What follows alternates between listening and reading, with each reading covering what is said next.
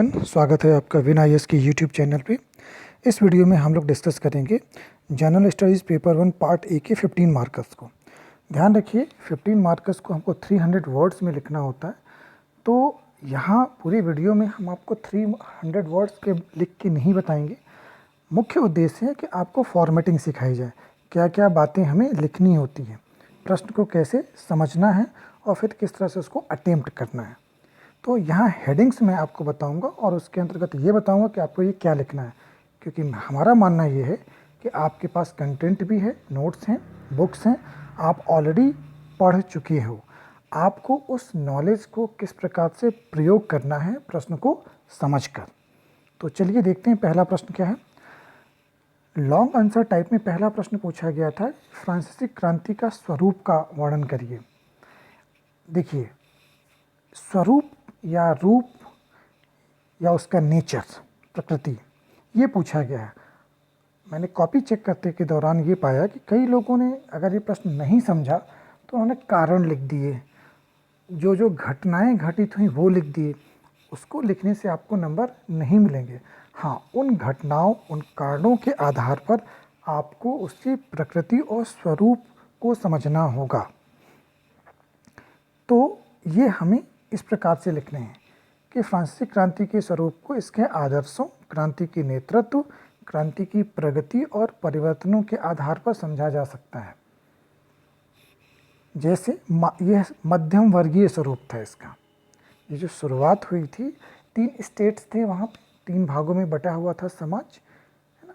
उनके बीच मतभेद को लेके हुआ था। मध्यम वर्गीय लोगों के पास अधिकार नहीं थे, उच्च वर्ग के लोगों के पास बहुत सारे प्रिविलेजेस या विशेष अधिकार थे। उसी असंतुष्टि के कारण ये शुरुआत हुई थी। तो जो इसका स्वरूप था, यानी जो नेतृत्व किया गया, वो मध्यम वर्गीय ज़रूरतों को ध्यान में रख के इस क्रांति को आगे बढ़ाया गया। यह विश्वव्यापी स्वरूप था। इसके आदर्शों ने पूरी दुनिया को प्रभावित किया।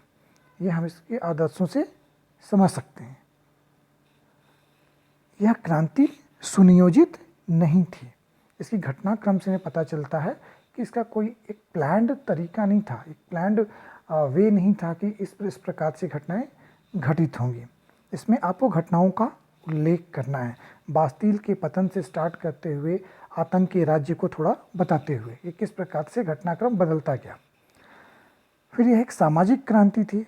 सामाजिक उद्देश्यों को इसमें एड्रेस किया गया है, संबोधित किया गया है, उनको लेकर के उनको गोल बनाया गया है। अधिनायकवादी स्वरूप था ये, क्योंकि अंततः गत्वा देखा गया कि इसमें लीडर आए। जब आतंक का राज आया तो रॉबस्पियर हेड बन गया। फिर अंत में इसका किसके पास हुआ? नेपोलियन के पास, और इसने डिक्टेटरशिप को जन्म दिया फ्रांस में। प्रगतिशील क्रांति थी। यह जो क्रांति थी ये विचारकों के प्रगतिशील विचारों पर आधारित थी, और इसने समाज को, पूरी दुनिया को प्रगति के आदर्शों के बारे में बताया, उसको प्रमोट किया। तो यहाँ पे आप लोग लिख सकते हैं रूसो के विचार, है ना, जॉन लॉक के विचार, जिन जिन ने प्रभावित किया इस क्रांति को। तो इस क्रांति से प्रगतिशील विचारों को बढ़ावा मिला, पूरी दुनिया में वो फैले। ये 6 हेडिंग्स को डिस्क्राइब करना है और अंत में एक कंक्लूजन लिखना है कि एक ऐसी क्रांति थी जिसकी शुरुआत कुलीन वर्ग ने किया, लेकिन आगे चलकर इसका नेतृत्व मध्यम वर्ग के हाथों में आया और कुछ समय के लिए क्रांतिकारी तत्वों के प्रभाव में रहा, और अंततः एक सैनिक तानाशाह के साथ ही खत्म हुआ। यह खत्म हुआ नहीं लिखा है, बट आप इसको लिखिएगा। सैनिक तानाशाह से तात्पर्य है नेपोलियन की, फ्रांस की सत्ता नेपोलियन के हाथों में चली गई। अगला प्रश्न था कि सिंधु सभ्यता के निर्माता कौन थे।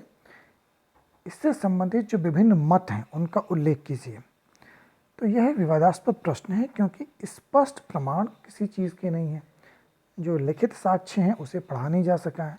तो इस बारे में सिंधु सभ्यता के निर्माताओं को लेकर के इतिहासकारों ने, पुरातत्ववेत्ताओं ने अपने अलग अलग मत रखे हैं।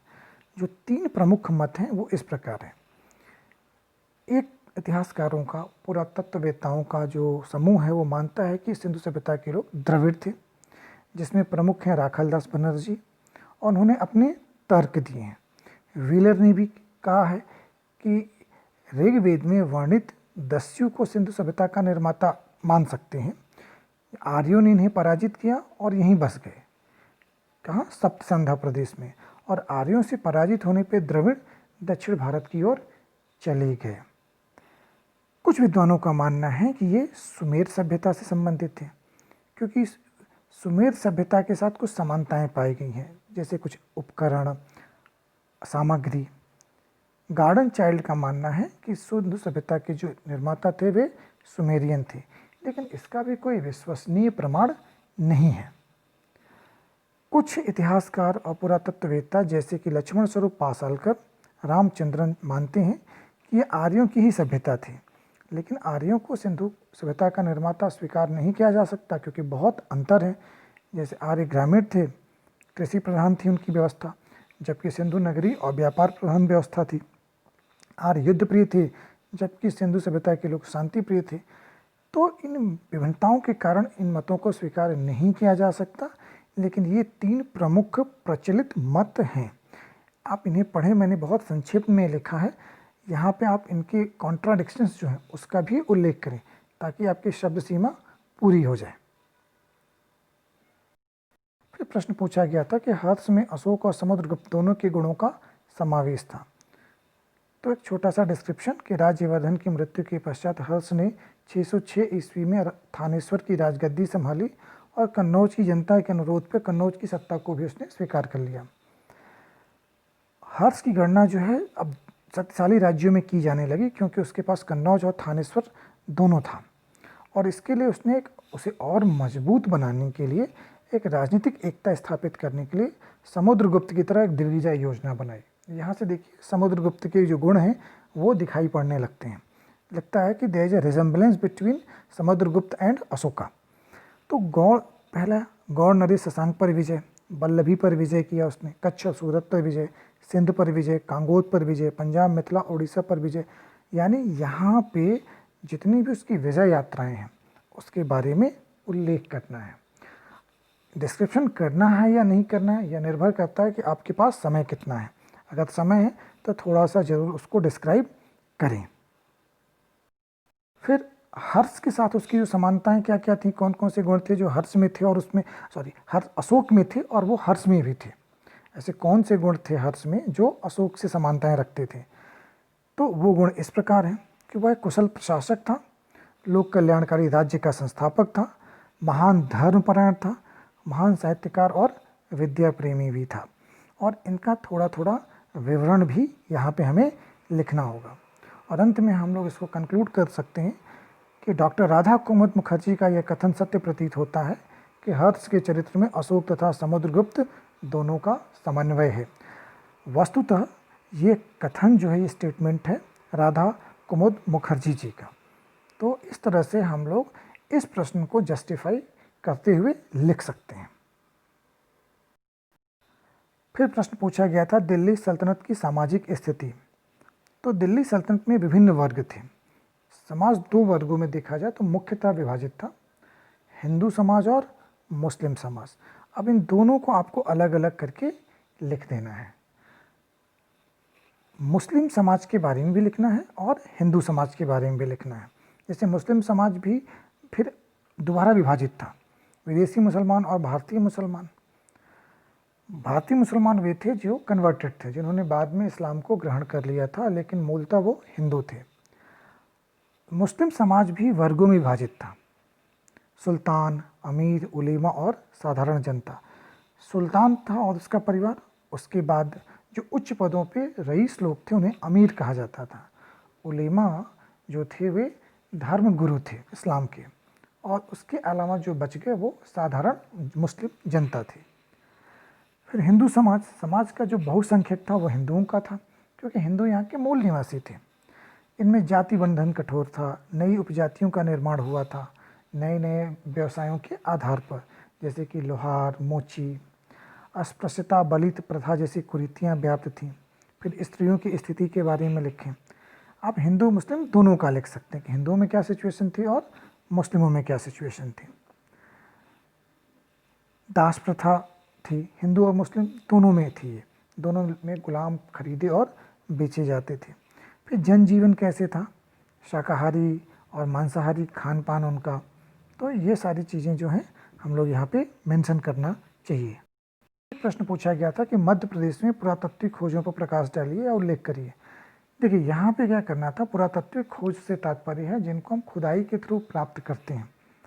ऐसे ही नहीं जैसे कि कई लोगों ने सांची का स्तूप लिख दिया। सांची के स्तूप बहुत पहले से ही है ना, या आप किसी मंदिर का नाम लिख देते हैं। ये पुरातात्विक जगह जरूर है पर इनको खोजा नहीं गया है। तो आप लोग ये बेहतर है कि उन जगहों पे जहाँ पे पुरातात्विक खुदाई हुई है और उन्हें खोजा गया है, जो सभ्यता के अवशेष मिले हैं, प्राचीन सभ्यता के अवशेष मिले हैं, उनका उल्लेख करें। मैंने सिर्फ यहाँ पे कुछ नाम लिखे हैं, इनके बारे में जानकारियाँ आपके पास होंगी क्योंकि आपने सिलेबस में पढ़ा होगा इन सब चीज़ों को। जैसे कि आदमगढ़ में उत्खनन कार्य किया गया, आवरा जो मंदसौर जिले में, वहाँ उत्खनन कार्य हुआ है, इंद्रगढ़ में हुआ है, विदिशा में हुआ है, उज्जैन में हुआ है, कायथा, डांगवाला, नवदा टोली, और इसके अलावा भी आप खजुराहो का उल्लेख कर सकते हैं। खजुराहो को ढूंढा था, गया था, और भी जो आपके पास समय बचता है तो आप पुरातात्विक स्थलों को लिख सकते हैं। बाघ की गुफाएं जैसे हैं। तो इन सभी जगहों पे किसने उत्खनन कार्य किया, या अगर ये नहीं पता है तो ये लिखें क्या क्या मिला वहाँ पे, उसका उल्लेख करना है। तो इन हेडिंग्स का ध्यान दें और अंत में आप चाहें तो कंक्लूजन भी कर सकते हैं कि पुरातात्विक स्थलों के संदर्भ में मध्य प्रदेश भी धनी है। मध्य प्रदेश में भी प्राचीन काल किसी सभ्यता के पर्याप्त मात्रा में अवशेष पाए गए हैं। तो इस तरह से हम लोगों को 15 मार्कर्स को अटेम्प्ट करना चाहिए, उनकी एक प्रॉपर फॉर्मेटिंग बनाना चाहिए, क्योंकि यहाँ 300 वर्ड की लिमिट दी गई है। तो एटलीस्ट हमको 250 तो लिखना ही है, और लिखने के लिए स्कोप बहुत है। तो पहले इंट्रोडक्शन, फिर प्रश्न को समझिए, क्या उसकी मेन बॉडी क्या पूछी गई है उसे लिखिए, और लास्ट में 4 से 5 लाइन का एक कंक्लूजन लिखिए। उम्मीद करता हूँ आपको इस डिस्कशन से मदद मिलेगी।